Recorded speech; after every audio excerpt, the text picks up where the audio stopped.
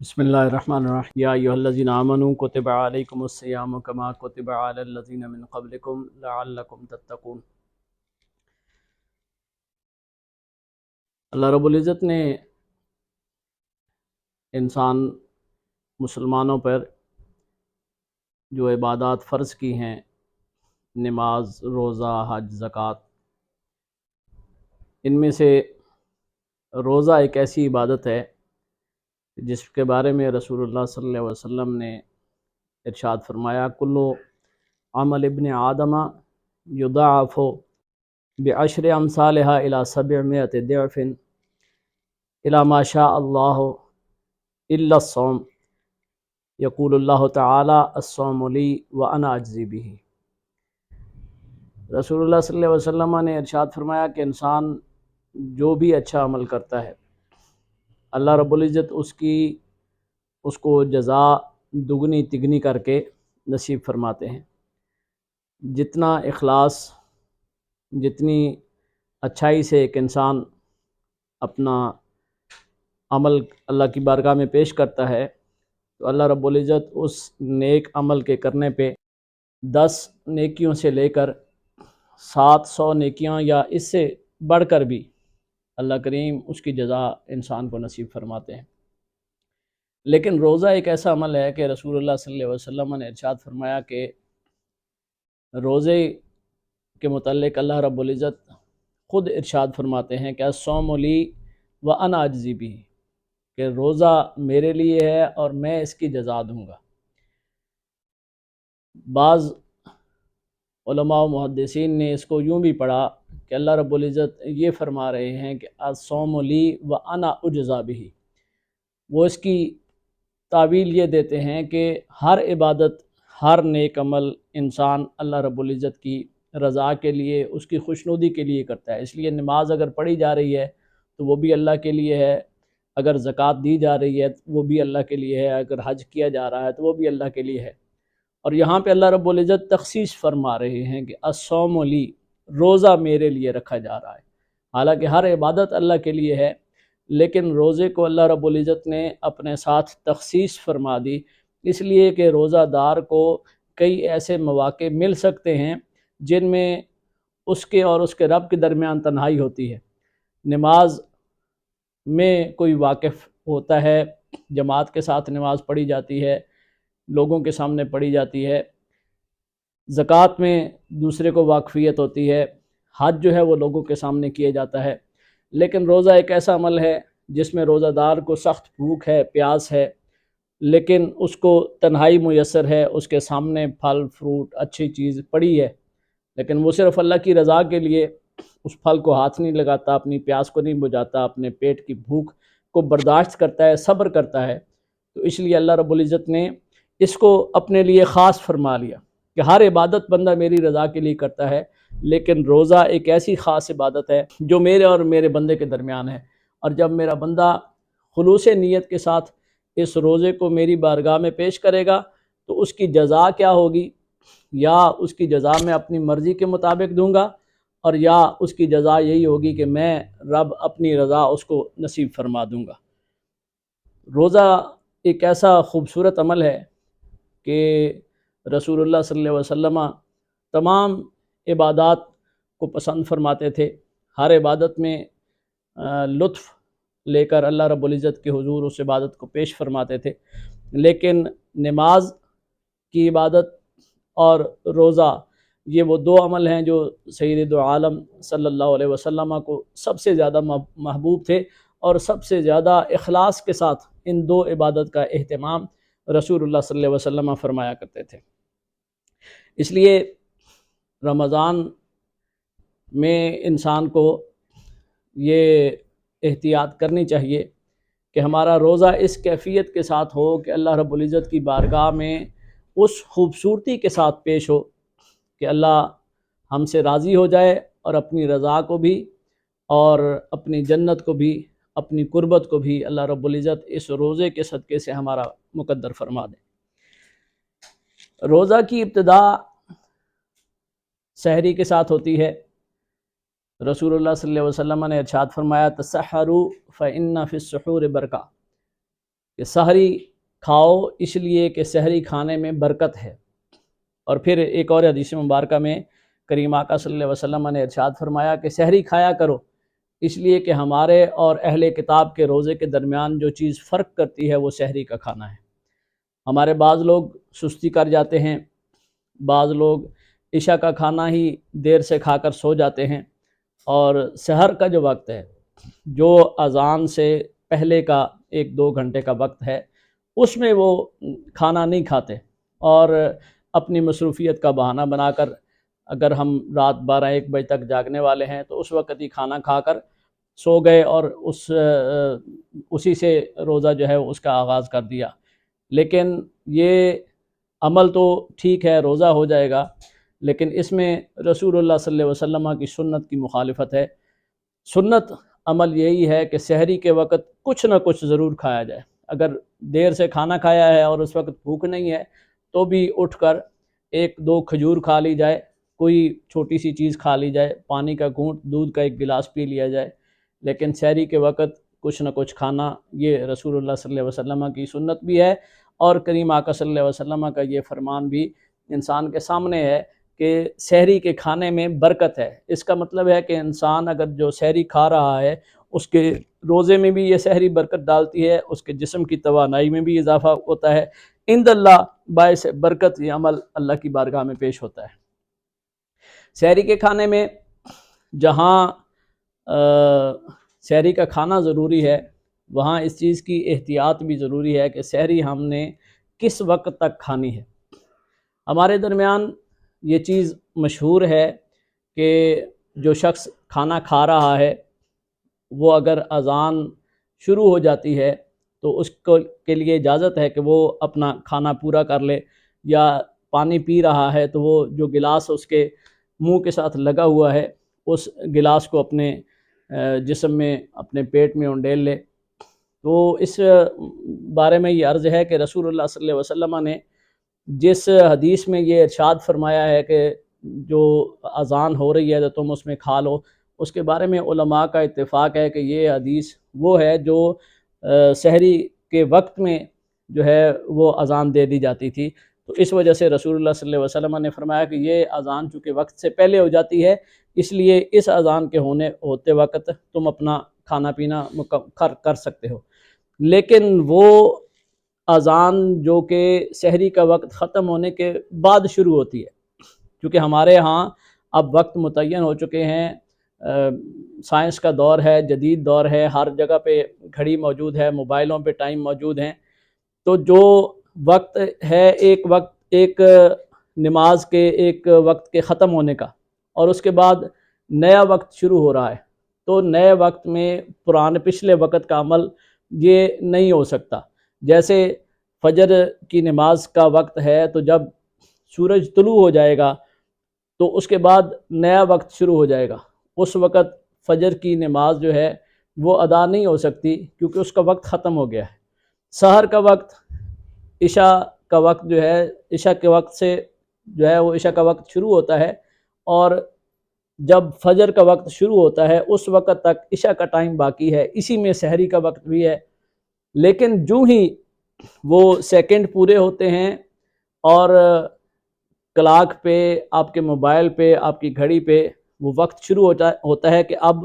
طلوع صبح ہو گئی ہے، اب سحری کا وقت ختم ہو گیا ہے،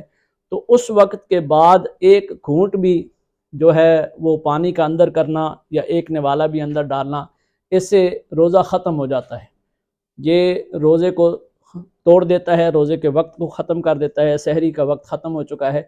وہ وقت جو آپ کی مسجد میں متعین ہے، جو آپ کے موبائل پہ متعین ہے آپ کے علاقے کا، اس وقت سے پہلے کھانا پینا بند کر دینا یہ ضروری ہے۔ روزہ بند کرنے کا کوئی تصور نہیں ہے موجود اسلام میں۔ آپ نے جس وقت بھی سحری کھانا ختم کر دیا، سحری کا وقت ختم ہونے سے پہلے آپ کا روزہ شروع ہو جاتا ہے۔ اور اگر کسی شخص نے نیت کر لی، مثلا ہم زبان سے نیت کرتے ہیں آناف و بصوم غد نویت من شہر رمضان، اگرچہ زبان سے یہ نیت کرنا مسنون عمل نہیں ہے، آپ کے دل کی نیت شمار ہے، آپ نے کل کا روزہ رکھنا ہے، تو آپ کے دل کی وہ نیت جو ہے وہ پوری ہو جاتی ہے۔ آپ کا روزہ رکھ سکتے ہیں زبان سے کہے بغیر بھی، لیکن اگر کسی شخص نے وقت ابھی باقی ہے، 15-20 منٹ باقی ہیں، اور اس نے روزہ رکھنے کی دعا پڑھ لی وَبِصَوْمِ غَدٍ نَوَيْتُ مِنْ شَهْرِ رمضان، اس کے بعد اسے یاد آتا ہے میں نے دوائی لینی ہے، میرا فلاں کام رہ گیا ہے، تو جب تک سحری کا وقت ختم نہیں ہو سکتا آپ دعا پڑھنے کے باوجود کھا پی سکتے ہیں، دوائی لے سکتے ہیں، کوئی بھی چیز رہ گئی ہے اس کو کھا پی سکتے ہیں، لیکن جو ہی سحری کا وقت ختم ہوتا ہے،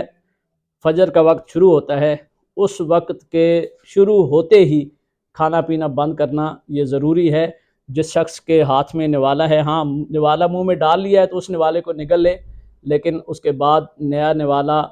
یا پانی کا گھونٹ وہ نہیں لے سکتے، اگر لیں گے تو روزہ نہیں ہوگا، اس لیے اس کی احتیاط ضروری ہے۔ روزہ شروع ہو گیا تو اس کے بعد انسان کے لیے ضروری ہے کہ وہ اپنے آپ کو اچھے کاموں میں مصروف کر لے، اپنا پورا روزہ جو ہے وہ اللہ کے ذکر میں گزارے،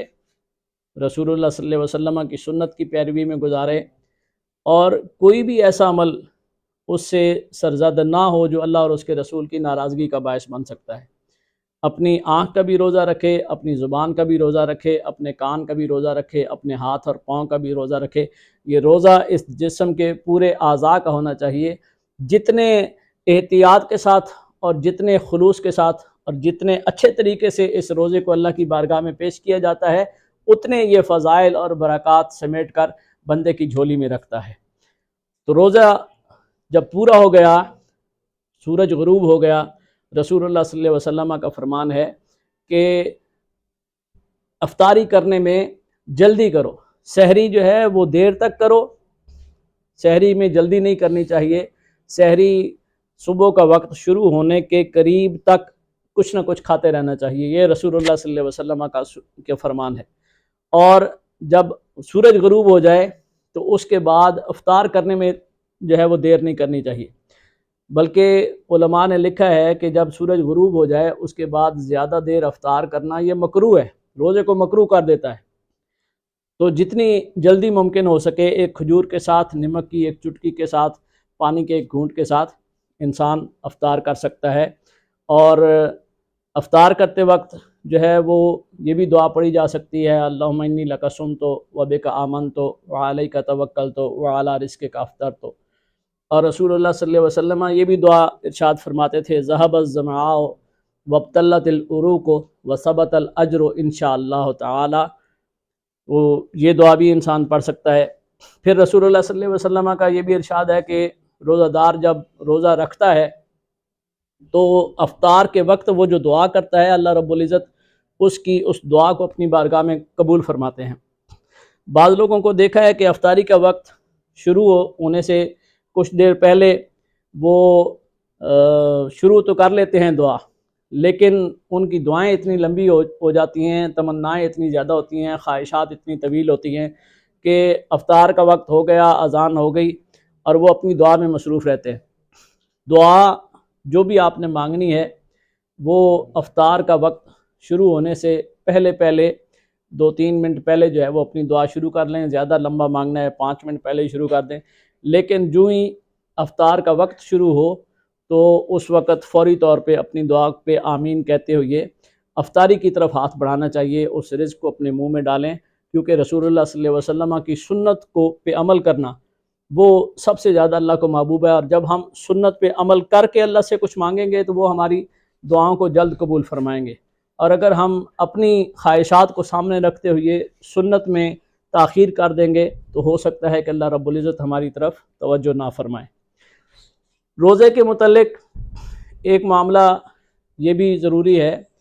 کہ جو حضرات سفر پہ ہوتے ہیں، ہمارے علماء نے یہ کہا ہے کہ اللہ رب العزت نے چونکہ سفر میں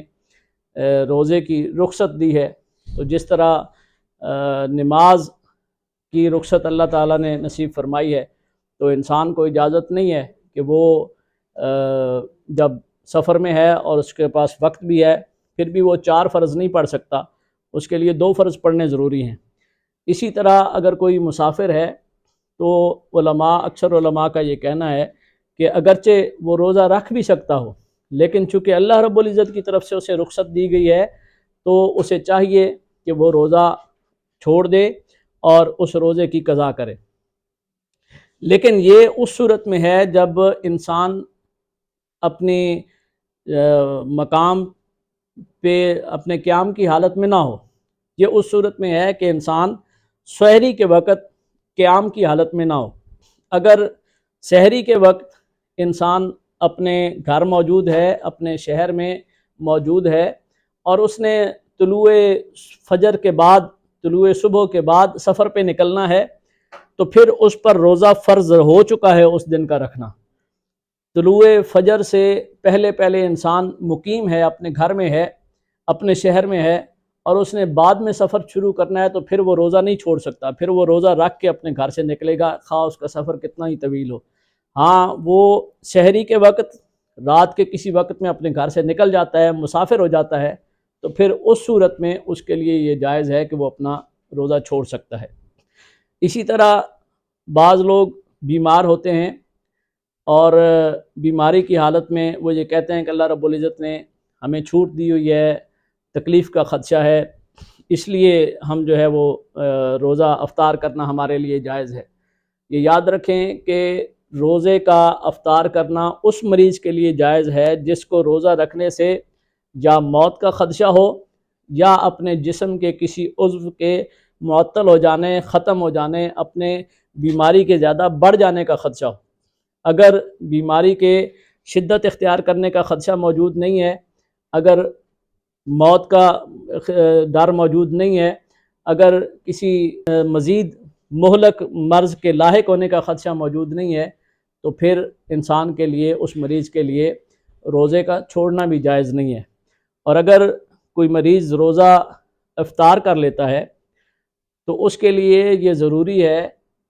کہ جب اس کی مرض ختم ہو جائے، جب اس کو صحت ہو جائے، تو پھر وہ اس روزے کی قضا کرے۔ بعض لوگ ایسے ہیں جو شوگر پیشنٹ ہیں، گرمیوں میں روزے نہیں رکھ سکتے تھے، لیکن جب سردیوں کا موسم آ رہا ہے، روزے اتنے سخت نہیں ہیں، یا کسی بھی اور مرض میں انسان مبتلا ہے، بوڑھا ہے، وہ گرمیوں کے روزے نہیں رکھ سکتا، لیکن سردیوں میں وہ روزے رکھ سکتا ہے، تو اس کے متعلق بھی علماء نے لکھا ہے کہ وہ ان کا صرف فدیہ جو ہے وہ قابل قبول نہیں ہوگا، بلکہ ان کے لیے ضروری ہے کہ اگر رمضان کے موقع پر ایک مریض اس کیفیت میں ہے کہ وہ روزہ نہیں رکھ سکتا، وہ اپنے روزے کا فدیہ دے دے، اور بوڑھا شخص ہے وہ رمضان کے مہینے میں روزہ نہیں رکھ سکتا گرمی کی وجہ سے، اپنی کسی بیماری کی وجہ سے، لیکن سردیوں کا موسم ایسا آتا ہے جس میں کہ وہ روزہ رکھ سکتا ہے، دن چھوٹے ہیں، پیاس نہیں لگتی، بھوک نہیں لگتی، اور وہ اپنے اندر یہ قدرت محسوس کرتا ہے، وہ ایک ایک دو دن چھوڑ کے روزے رکھ سکتا ہے، تو اس کے لیے ضروری ہے کہ وہ اپنی زندگی میں اپنے رمضان کے روزے قضا کرے۔ یہ ہمارے درمیان ایک تصور موجود ہے کہ جو بیمار ہے وہ فدیہ دے دیتا ہے، روزے کی قضا نہیں کرتا۔ روزے کی قضا، فدیہ اسی صورت میں قبول ہوگا جب بیمار اپنی زندگی میں دوبارہ سے روزہ رکھنے کے قابل ہی نہ ہو۔ جس لمحے بھی وہ ایک روزہ بھی رکھنے کے قابل ہے، اس کے لیے رمضان کی قضا ضروری ہے، اس کا وہ فدیہ جو ہے وہ صرف اللہ کی بارگاہ میں قبول نہیں ہوگا۔